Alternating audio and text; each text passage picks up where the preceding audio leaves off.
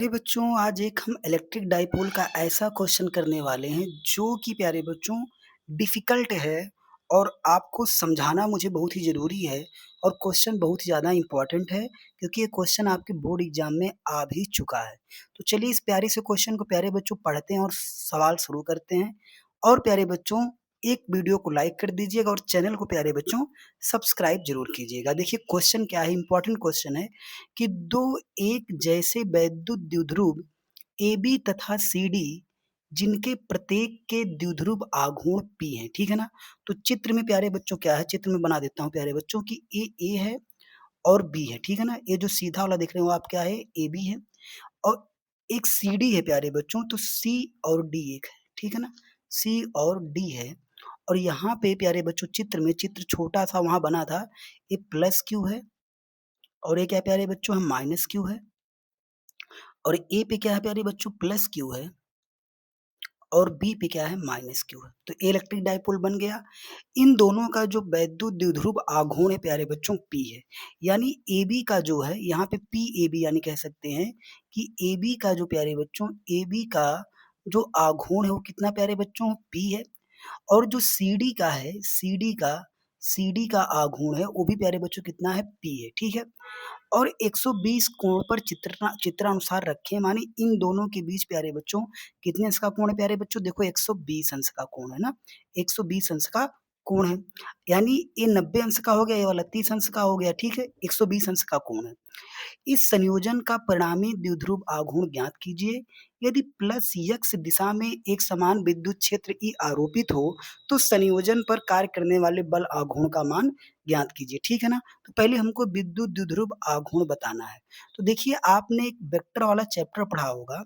Vector वाले chapter में अगर आप इस तरीके से कभी भी एंगल पे 2 चीज़ें होती हैं, तो उस केस में क्या होगा प्यारे बच्चों कि यहाँ पे पहले हम डायरेक्शन ही देख लेते हैं इसका कि डायरेक्शन कैसे होगा।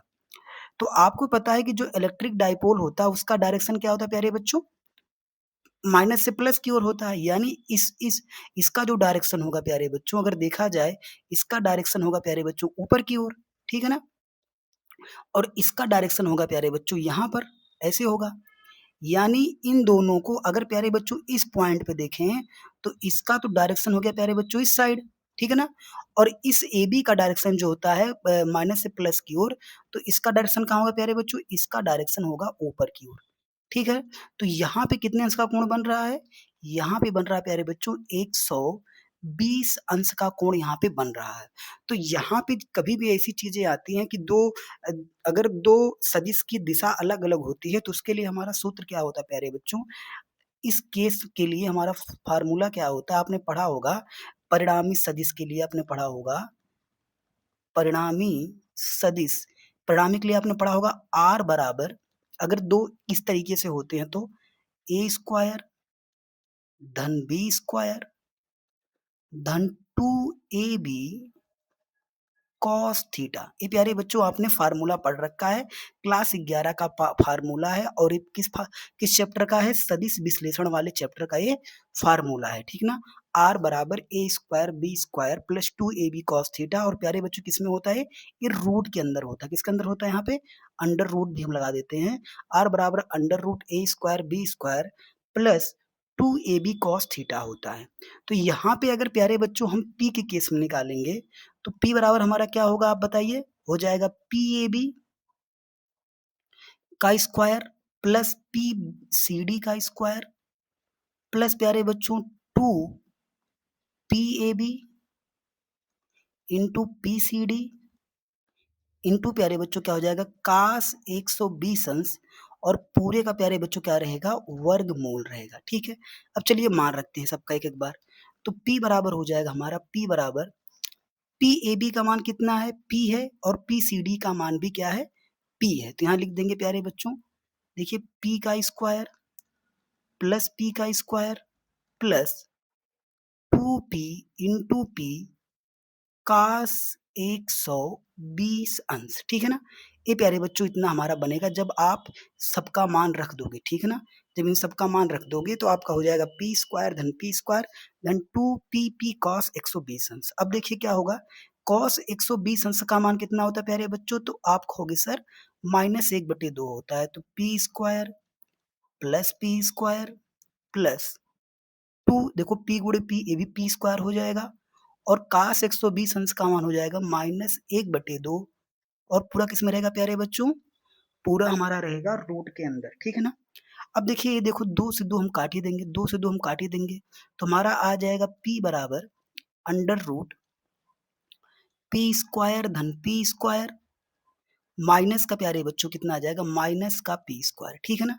माइनस का p स्क्वायर इसको प्यारे बच्चों हम p डैश भी मान लेते हैं, ठीक है ना? p डैश मान लेते हैं ताकि ये पता रहे कि हम निकाल क्या रहे हैं, p डैश निकाल लेते हैं, तो आ जाएगा p डैश बराबर अंडर रूट पी स्क्वायर एक तो एक कट ही जाएगा और पी स्क्वायर का क्या आ जाएगा? पी आ जाएगा यानी पी डैश बराबर हमारा आ जाएगा पी यानी जो हमारा वैद्युत द्विध्रुव आघूर्ण होगा वो कितना होगा प्यारे बच्चों?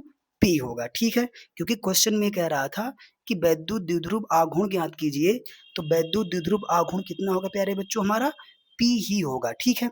अब इसमें कह रहा है कि अगर मान लेते हैं कि इस x अक्ष पर जो आप देख पा रहे हो यहाँ पे प्यारे बच्चों, जो एक्स अक्ष आप देख पा रहे हो, इस एक्स अक्ष पे कह रहा है कि अगर ये इलेक्ट्रिक किसकी दिशा हो प्यारे बच्चों? ये विद्युत क्षेत्र की तीव्रता की दिशा हो, यानी ये प्यारे बच्चों किसकी दिशा हो? ई की दिशा हो, तब बताइए कि टाउ का मान क्या होगा? तो देखिए 120 अंश था, यानी ये कोण प्यारे बच्चों कितना हो जाएगा आपका? 90 अंश हो जाएगा। ये कितना अंश हो जाएगा? 30 अंश हो जाएगा। अब चूंकि जो इसका परिणामी बनेगा प्यारे बच्चों, इसका जो परिणामी दिशा बनेगी, परिणामी कहाँ बनेगी प्यारे बच्चों? 90 और 30 120 के बीचों-बीच बनेगी। यानी इसका प्यारे बच्चों जो परिणामी बनेगा, यहाँ पे मैं एक तीर बना देता हूँ आपको, जो इसका परिणामी बनेगा प्यारे बच्चों कितना बनेगा? 60 अंश पे बनेगा, दोनों के बीच के 60 अंश का बनेगा। तो ये जो P का परिणामी यानी ये P डैश की दिशा है, किसकी दिशा है? P डैश की दिशा है, तो 60 अंश पे बनेगी क्योंकि 90 यहाँ 30 यहाँ 120 है, यानी ए वाला जो कोण बनेगा प्यारे बच्चों, ए वाला कोण कितना बनेगा? 30 अंश बनेगा। कितना बनेगा? 30 अंश बनेगा। देखिए टोटल 120 था, तो जो इसका परिणामी बनेगा 60 अंश पे बनेगा। 30 तो नीचे हो गया, 30 ऊपर हो गया, यानी हम एक लाइन लिख सकते हैं कि P डैश जो है ई से कितने अंश का कोण बनाता है प्यारे बच्चों? 30 अंश का कोण बनाता है। यहाँ एक लाइन लिखते हैं, यहाँ पे एक लाइन हम प्यारे बच्चों लिख देते हैं कि जो हमारा P डैश है, क्या है प्यारे बच्चों? जो हमारा P डैश है, P डैश P डैश ई से 30 अंश का कोण बनाता है। क्या है? कोण बनाता है। अब हमको प्यारे बच्चों निकालना है यहाँ पे बल आघूर्ण का मान। बताओ कि बल आघूर्ण का मान क्या होगा? तो हम प्यारे बच्चों पढ़ रखे हैं बल आघूर्ण के लिए फार्मूला क्या होता है हमारा? टाउ बराबर पीई साइन थीटा। टाउ बराबर क्या होता है प्यारे बच्चों? पीई साइन थीटा होता है। ये हमारे बल आघूर्ण का सूत्र होता है। अब चलिए यहाँ पे मान रखते हैं, तो टाउ बराबर हो जाएगा, यहाँ पे पी डैश होगा ना, पी डैश होगा, तो पी डैश कितना आया था हमारा निकल के? पी निकल के आया था, पी हो जाएगा। ई का मान प्यारे बच्चों ई ही है और साइन कितना हो जाएगा प्यारे बच्चों? साइन 30 अंश हो जाएगा और साइन 30 अंश का मान आपको पता होगा कितना होता है?